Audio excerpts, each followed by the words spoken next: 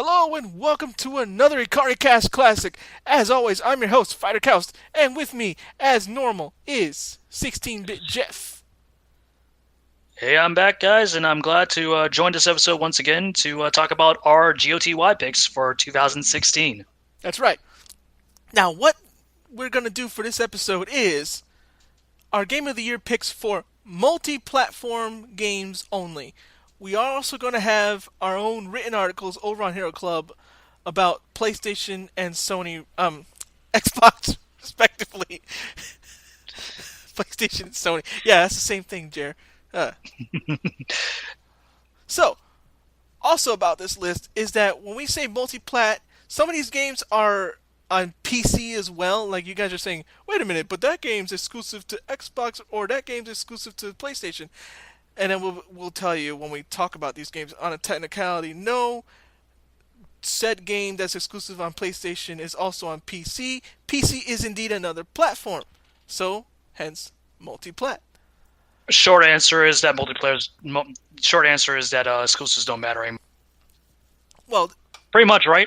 we're saying that some games are console exclusive, but Yeah, yeah, but just like the entire crux of it, you know what I mean? Because like what you're trying to get at.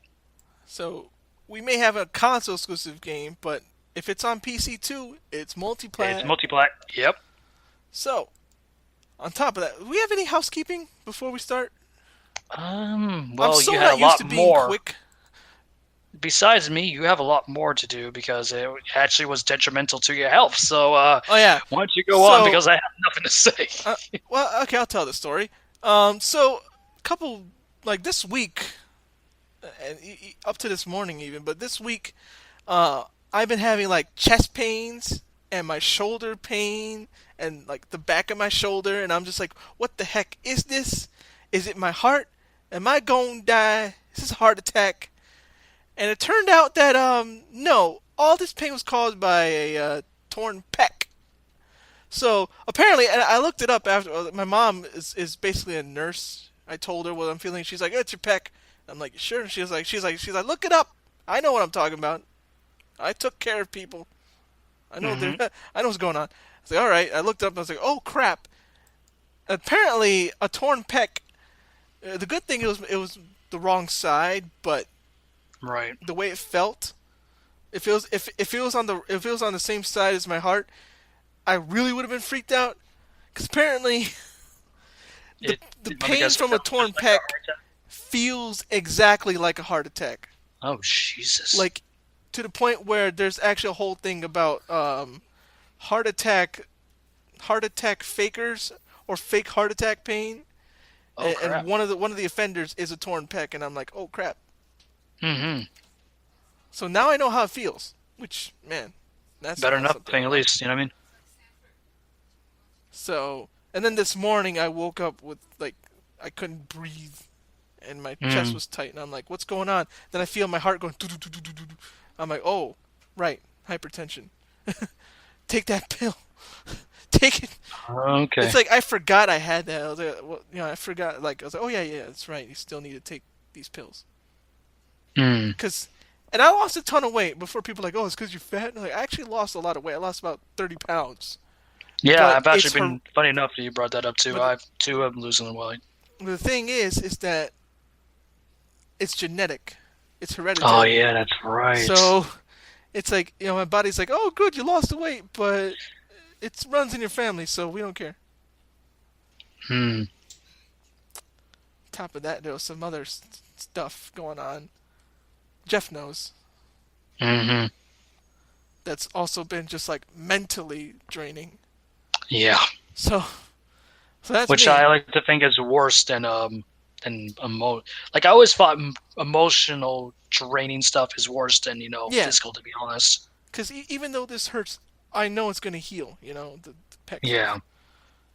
But the healing process between the two, the emotional is gonna take a lot longer. Yeah, especially like Jeff knows. Yeah. Two in the same month, Jeff. Jesus. Like, come on. I know. Jeff knows what I'm talking about. It's family Yeah. stuff. Like when he means like family issues, Let's just leave it at that, basically. Myself and Aaron, like compared to last time we recorded, which was a week ago, nothing much really. All right. So we got this list. We're gonna start from the bottom up. Hmm. I'll name them. Jeff gives off the reason why it's at that place. Um, if we have the time, if we're that quick, if we have the time, we'll. I was thinking we can name off our personal multi-plat lists that we Yeah, made before, if we have the time. right. But let's just start off. At number 10, we have, and yes, this is multi-plat because it was on. Actually, it was on everything, wasn't it, Jeff? It was on console and it was also on PC, obviously. So yeah, multiplayer. So it was on. It was on because last time it was only on Xbox and PC. This time it's also, Xbox 360, and PC. So yeah. and this time it's on PlayStation and Xbox and PC, so it counts. Anyways, number 10, we have Titanfall 2. Boy, was this an improvement. Oh, vast. Yeah, I definitely agree. Um, especially having not only vastly improved multiplayer, but having one of the best single player campaign experiences in a first person shooter in a very long time. And mind you, for the people that don't recall, Respawn Entertainment are founded by the same original team slash founders who founded Infinity Ward, the original developers of Call of Duty. So it shouldn't be a surprise, but it's nice to see that a game from EA, of all places, turned out to be a real contender for Game of the Year. Yeah. So number 9, we have the. It's still strategy, right? Yes, it's a We real-time strategy, yeah. still an RTS game and a very good one to make our list. XCOM 2. Hmm. Now, for those that are asking why it's so Low. low, bottom bill of the list, well, the reason is simple.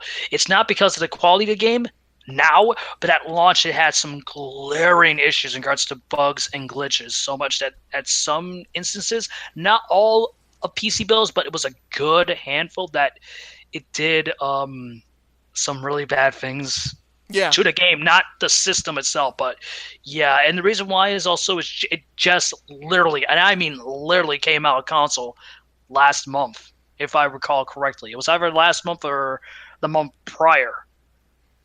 Basically, it's really good, but the launch issues Hmm. really bogged it down.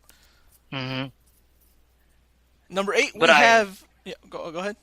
but I just want to reaffirm both of us would highly recommend it Oh, even definitely. now, right now. Because the game's Um, patched. I would say more specifically for PC, since because of the type of Definitely. game that is. Just like another game on our list. Recore, yep.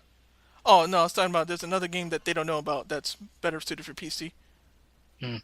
Wait, Oh yeah, no, yeah, number 8, as you already said, is yeah. Recore, which, funny enough, I mean, this guy also made another game that I jokingly put in our list before we narrowed it down. Why? And, he, Mighty Number 9, which turned out. Yeah, but here's the beauty of Recore.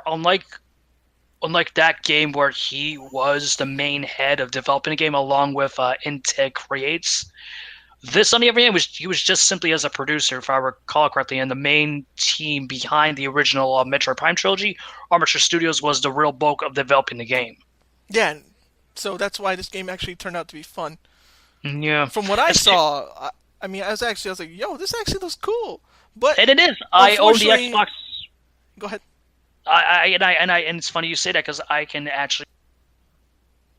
I like to think one of the most underrated games that came out of the platform, specifically talking about the Xbox One platform this year. Yep. Like I wish it had more, not only more coverage, but more adverts for the game when it came out, because it just came out of left field when it was launched back in August. Yeah. Like, hey, here you go, it's out. It's like, what? No advertising? What the fuck? Unfortunately, I think speaking of Mighty Number 9, and we mentioned this in an old Rift Table arcade on the Game Riffers channel. We mentioned it there where somebody asked us, do you think, even though it could be a good game, do you think Inafune's name will tarnish it in terms of reception? And we said, Yeah. yeah, unfortunately, and I think that's what happened. I think that did. I think that was the case that did happen, but I also think it was also sadly due to the fact that unlike it being a AAA release, which most people thought it was going to be, even as an announcement, Oh yeah, that's true. It's also it like turned out to be more of nothing like a more than a B budget title, budget. Yeah. which I'm not saying is a bad thing. In fact, I think it's the opposite. I think we need more budget titles specifically in the console space now more than ever from both sides, from Microsoft and Sony. But I think that was another detriment besides the name of Inafune being plastered onto this project. And I'll say this right now, I hope there is a sequel. I want to see a continuation of this franchise. I like the character, and also the fact that it actually has a strong female character that doesn't feel like a Mary Sue. Right. I think that is very important for the future of gaming, specifically consoles. And not only that, but it has a unique universe, and I can see it really being built upon more strongly if a sequel is announced, which I hope at least come E3 2018 that inevitable announcement is made, because I can see some Okay. not improvements, but some what's the word? Some I can see an inevitable sequel being made. This is what I'm getting at, basically. Okay. Rushing you a little bit just because we're. No, it's all right. It's all right. It's all right. So next we have at number 7, Stardew Valley. Mm-hmm. One of a couple indie games in here. Oh yeah. I would say it's a very underrated indie game, even though it's been blowing up since its initial launch. I think it was either March or February of this year. But I'm glad a game like this was made because the creators of Harvest Moon is Natsume, correct? Um, they're the ones who published it at least. Okay, the publishers, but At least I don't know. I can't remember if they're developers as well. we've rarely seen new installments of a game for quite some time. Because I think the last one that came out was for 3DS, and that was a couple of years back, correct? Yeah, I'm double checking. Okay, so while you're doing that, it's nice to see that even these beloved franchises that we're going with, they're not getting new installments, but they're actually inspiring these developers who are around our generation and our age range that are creating new IPs based off these nostalgic love of these properties. And I'd love to see that. And Stardew Valley is one of those games. Now, why is it so low on this list? It's because it's a great game, and it didn't have any bugs or glitches or any issues at launch that I can recall of. But it's just one of those games that it's a great game, but due to it being overtly hyped because of how much of a return to form it is, I feel like that's why it's so low the list. I think that's why me and Jerry can agree to a point. And it's also the soundtrack is great and fits the game, but it's too laid back for my taste. And I'm not bashing the composer. It's a great soundtrack, but it's too ambient for my taste, especially for a game like that. By the way, Natsume, publisher, developer is actually Marvelous Entertainment, Okay, and the thank you. latest one that came out was Harvest Moon Sky Tree Village in November for 3DS. Oh, this year. Yep.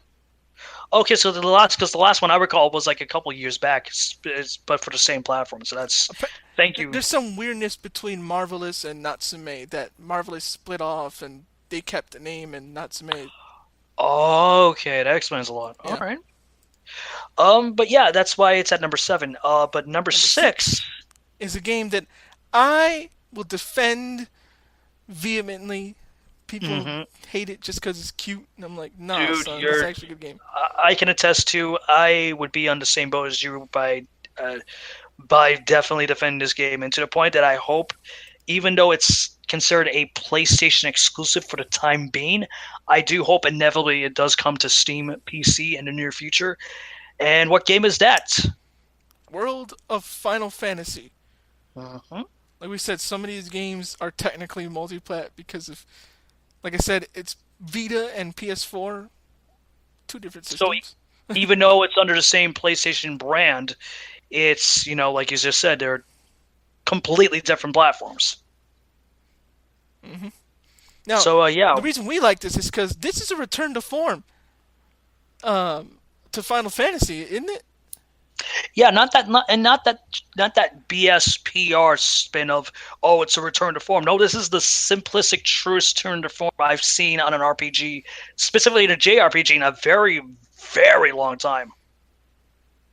And it's not only that, but it's just like there's a lot of things I can say positive about World of Final Fantasy, from the art style to the story being both having this weird hodgepodge of being serious yet being comedical at the same time, to the soundtrack. I think it's one of the best Yeah, positives of the definitely. game. When I played it, I was like, man, this is taking me back. Yeah, like in a good way, not in a bad way Yeah. of like, oh, just nostalgia blind. No, this is what I want to see in a return to form in the best possible scenario. And I really do hope that eventually come in 2017, I do hope from Square Enix, since next year is the 30th anniversary of the franchise, that do announce a PC port of the game at least. Yeah. Now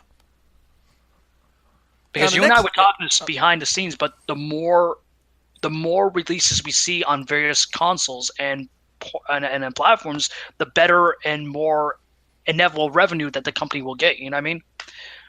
But yeah, number 5. Next game we have here at number 5 is Guilty Gear Xrd Revelator. Now, Xrd, when it first came out, Xrd Sign, Mm-hmm. packed game. Revelator, a sequel, and even more packed.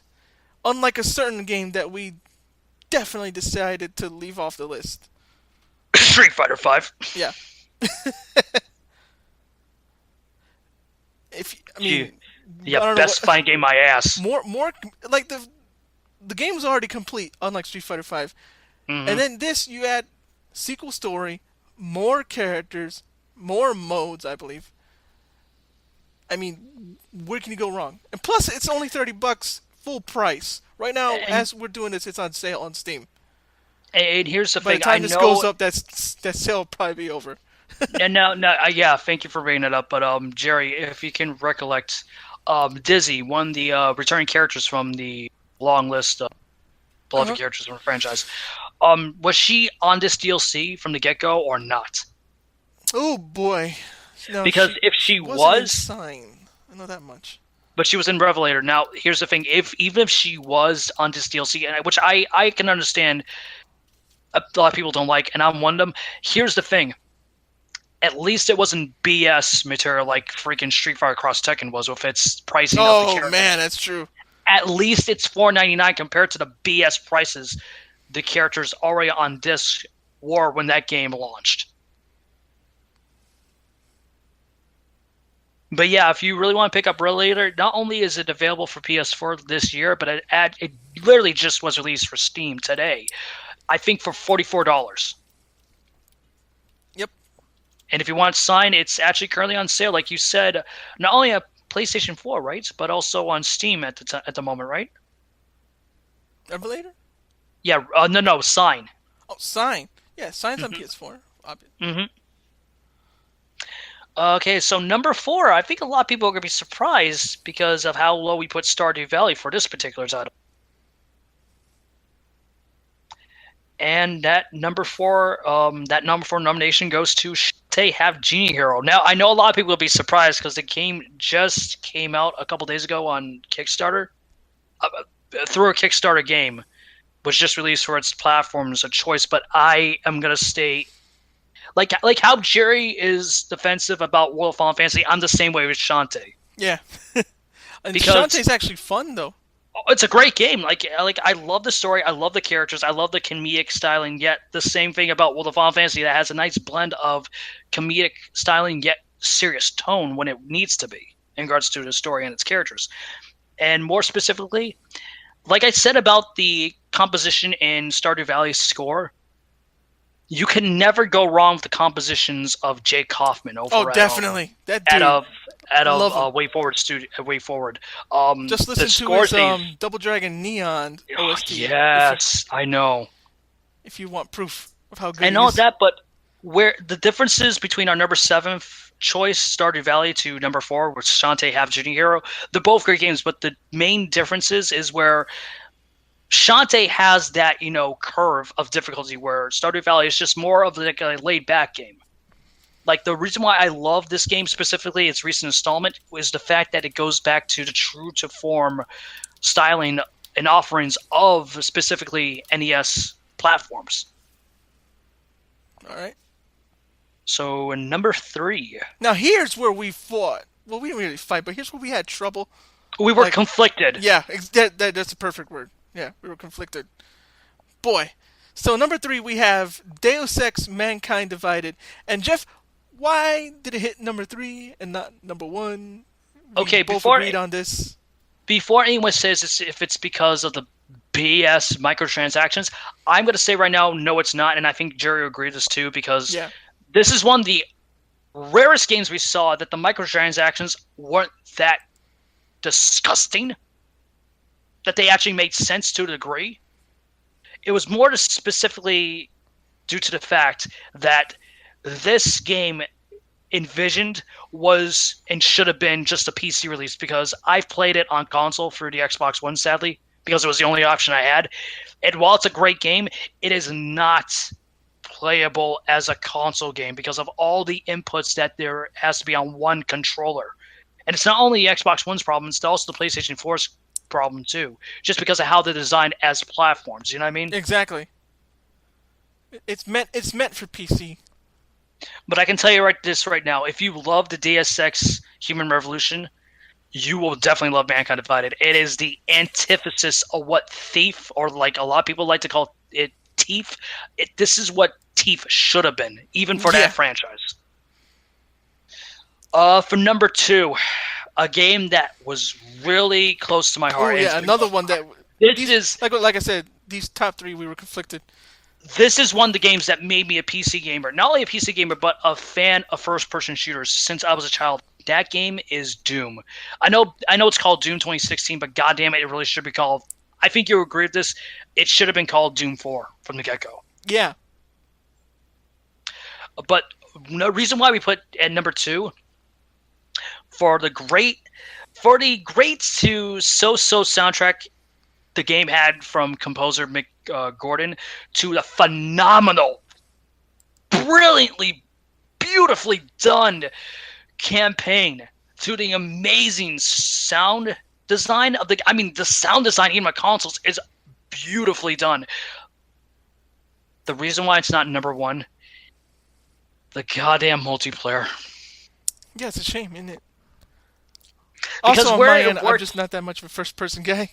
And that's understandable. But my problem is that where it made perfect sense of trying to make it a hodgepodge of ideas, current design of first-person shooters to old school, where it worked on campaign, it was an abomination with multiplayer. And I think it's also due to the fact that it was developed by the guys who did most of the multiplayer stuff, especially the maps design for Halo 4, and that was Certain Infinity. It just didn't gel. It didn't feel right. It didn't feel like a Doom multiplayer experience. My problem, and this can come to some of a degree with this somewhat disappointing soundtrack, like I said, from Mick Gordon, in all due respect, was those two, it felt more inspired by Quake rather than a Doom game. You know what I mean? Yep. And I even talked to this behind the scenes before we even came on this week to do this recording of the episode, because I remember when you said that there were some tracks I fucking love that feel full on heavy metal, but there are some that just feel like they felt webtastic, but they felt more out of place. They felt more, and I know you're not accustomed to Quake, but you know how they look, you know how they feel, and how they sound, and it's just like you can even agree with me that this sounds out of place for a Doom game, but it would feel more in line with a Quake game if there was ever made. We are getting Quake champions, but like I'm saying, an actual single player experience. You know what I mean? It's like how I am with the Bruce Faulconer production score in Dragon Ball Z, where it's a good score and I like it, but when you really look at Dragon Ball, doesn't fit the show. Right. So, Jerry, what's our number 1 choice for GOTY? Dude, if you'd have told me this game would have been our number 1, or that I'd even have it in my top 10, personally, I would have been like, you crazy. You crazy. Actually, I can't say for your exclusives, but I know which one I would tell you this too, and I think both of you know this. If it was The Last Guardian, especially for PlayStation 4 exclusives, I think you'll be even more saying more how crazy, because that had a more, I think that had more of a tumultuous development than this particular game, to be Oh, it did. actually blunt. But no, I'm saying like if you'd have told me I'd have had a because I fell out with Final Fantasy like with 13. I was like, psh, Oh all those yeah, games yeah, that yeah. came out, But I was like, nope, nope, nope, yeah. nope. Type Zero, I liked a little, Oh yeah. Oh but yeah. a whole bunch of nope Hmm. since 13 on. Like, so if you'd have told me 15 would have actually been so good, it'd have made this list, let alone number one, Hmm. I'd have been like, boy, you crazy. Okay. Anyways, Say Final Fantasy 15 is our number one, and yes. And there's a lot do good you with want it. me to explain why? Since I've played the game, that's all right. Yeah, Okay. Why is it our we number only got one? 5 minutes. Well, okay. I can do it in five. Don't worry. Okay. So in to explain in 5 short minutes. This is the reason why it's our number one choice and our game of the year for 2016. Final Fantasy 15, for a game that's been in development for 10 years. People don't remember, but this game was originally announced as Final Fantasy Versus 13 just for the PlayStation Mm-hmm. 3 back in 2006. To go from a game that we thought was going to be a Vaporware. complete mess, even when it was inevitably launched, Ah. to see that it had a game that had a okay story.